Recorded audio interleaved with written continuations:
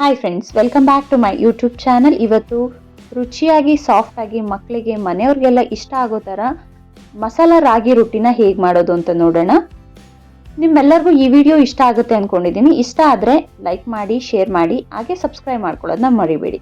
ಈಗ ಕ್ವಿಕ್ಕಾಗಿ ಹೇಗೆ ಮಾಡೋದು ಅಂತ ನೋಡೋಣ. ಮೊದಲಿಗೆ ನಾನು 2 ಕಪ್ ಆಗುವಷ್ಟು ಹಿದ್ಕಿದ ಅವರೆ ಬೇಳೆನ ಬೇಯಿಸಿ ಇಟ್ಕೊಂಡಿದ್ದೀನಿ. ಅವರೆ ಬೇಳೆ ನಾನು ಸ್ವಲ್ಪ ಸಾಫ್ಟ್ ಆಗೋ ಥರ ಬೇಯಿಸ್ಬಿಟ್ಟಿದ್ದೆ. ನೀವು ಸ್ವಲ್ಪ ಗಟ್ಟಿ ಇದೆ ಅನ್ನೋ ಥರನೇ ಬೇಯಿಸ್ಕೋಬೇಕಾಗತ್ತೆ, ಆವಾಗ ಚೆನ್ನಾಗಿರುತ್ತೆ, ಬಾಯಿಗೆಲ್ಲ ಸಿಗುತ್ತೆ ಮಧ್ಯ ಮಧ್ಯ.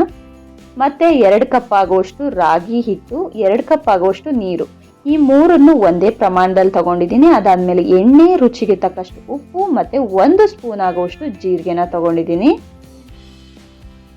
ಅದಾದಮೇಲೆ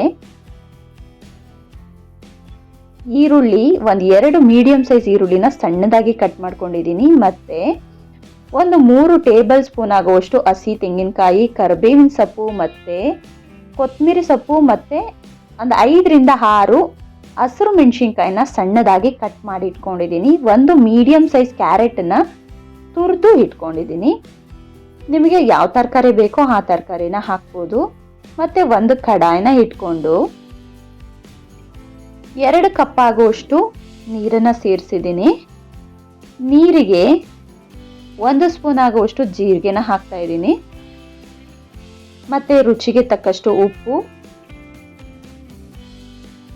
ಮತ್ತು 2 ಸ್ಪೂನ್ ಆಗುವಷ್ಟು ಎಣ್ಣೆನ ಸೇರಿಸ್ತಾ ಇದ್ದೀನಿ.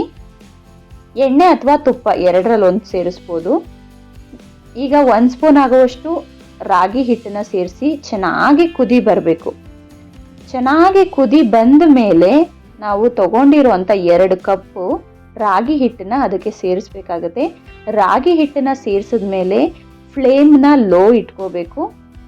ಹೈ ಫ್ಲೇಮಲ್ಲೇ ಇಟ್ಕೊಂಡ್ರೆ ಫುಲ್ಲು ತಳ ಹಿಡಿಯುತ್ತೆ, ಅದಕ್ಕೋಸ್ಕರ ಲೋ ಫ್ಲೇಮಲ್ಲಿ ಇಟ್ಕೊಂಡು ಚೆನ್ನಾಗಿ ಮಿಕ್ಸ್ ಮಾಡ್ಕೋಬೇಕು.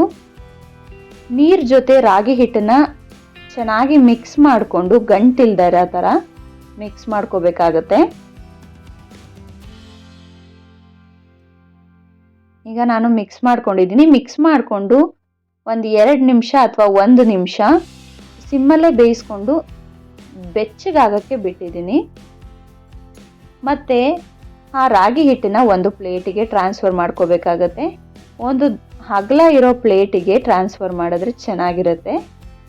ನಾನು ಈಗ ಕಡಾಯಿಂದ ಹಿಟ್ಟನ್ನೆಲ್ಲ ಟ್ರಾನ್ಸ್ಫರ್ ಮಾಡಿ ತಗೊಂಡಿರೋಂಥ ಅವರೆ ಬೇಳೆನ ಹಾಕಿದ್ದೀನಿ. ಮತ್ತು ಈರುಳ್ಳಿ, ಹಸಿರು ಮೆಣಸಿನ್ಕಾಯಿ ಮತ್ತು ಹಸಿ ತೆಂಗಿನಕಾಯಿ, ಕೊತ್ತಂಬರಿ ಸೊಪ್ಪು, ಕರಿಬೇವಿನ ಸೊಪ್ಪನ್ನೆಲ್ಲ ಸೇರಿಸಿದ್ದೀನಿ. ಎಲ್ಲದನ್ನು ಸಹ ಸಣ್ಣದಾಗಿ ಕಟ್ ಮಾಡಿ ಹಾಕ್ಕೋಬೇಕಾಗತ್ತೆ. ಮತ್ತು ತುರಿದಿರೋ ಅಂಥ ಕ್ಯಾರೆಟನ್ನು ಸಹ ಸೇರಿಸಿದ್ದೀನಿ. ಆ ಪ್ಲೇಟಲ್ಲಿ ಅದು ಮಿಕ್ಸ್ ಮಾಡೋಕ್ಕಾಗಲ್ಲ ಅಂದ್ಬಿಟ್ಟು ನಾನು ಒಂದು ಕಡಾಯಿಗೆ ಟ್ರಾನ್ಸ್ಫರ್ ಮಾಡ್ಕೊತಿದ್ದೀನಿ. ಒಂದು ಸ್ವಲ್ಪ ಅಗಲ ಇರೋ ಕಡಾಯಿಗೆ ಟ್ರಾನ್ಸ್ಫರ್ ಮಾಡಿಕೊಂಡು ಎಲ್ಲದನ್ನು ಚೆನ್ನಾಗಿ ಮಿಕ್ಸ್ ಮಾಡ್ಕೊತಾ ಇದ್ದೀನಿ. ನಾನು ಅವರೆ ಬೇಳೆನ ಸ್ವಲ್ಪ ಜಾಸ್ತಿ ಬೇಯಿಸಿರೋದ್ರಿಂದ ಅವರೆ ಬೇಳೆ ಎಲ್ಲ ಅದರಲ್ಲಿ ಮಿಕ್ಸ್ ಮಾಡಬೇಕಾದ್ರೆ ಅದರೊಳಗೆ ಎಲ್ಲ ಮಿಕ್ಸ್ ಆಯಿತು. ನೀವು ಸ್ವಲ್ಪ ಗಟ್ಟಿ ಅನ್ನೋ ಥರ ಬೇಯಿಸ್ಕೊಂಡ್ರೆ ಅವರೆ ಬೇಳೆ ಮಧ್ಯ ಮಧ್ಯ ಸಿಗುತ್ತೆ.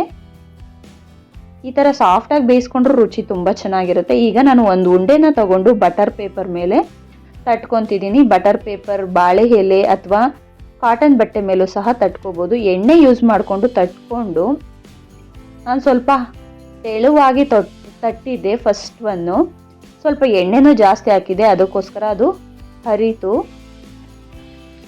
ಅದಾದಮೇಲೆ ಸ್ವಲ್ಪ ದಪ್ಪ ತಟ್ಟಬೇಕು, ಇಲ್ಲ ಅಂತಂದರೆ ರಾಗಿ ರೊಟ್ಟಿ ಸಾಫ್ಟ್ ಆಗಿರೋದ್ರಿಂದ ಅದನ್ನು ತೆಗಿಬೇಕಾದ್ರೆ ಅದು ಕಿತ್ತೋಗುತ್ತೆ.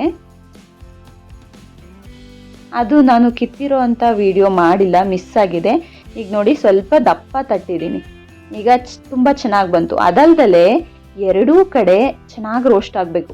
ಮೊದಲು ಹಾಕಿರ್ತೀವಲ್ಲ, ಅದು ಎಷ್ಟು ಚೆನ್ನಾಗಿ ರೋಸ್ಟ್ ಆಗುತ್ತೋ ಅಷ್ಟು ಚೆನ್ನಾಗಿ ನಾವು ರಾಗಿ ರೊಟ್ಟಿನ ತಿರುವಿ ಹಾಕ್ಬೋದು. ಈಗ ನೋಡಿ ಎಷ್ಟು ಚೆನ್ನಾಗಿ ಬಂದಿದೆ, ಪರ್ಫೆಕ್ಟಾಗಿ ಬಂದಿದೆ.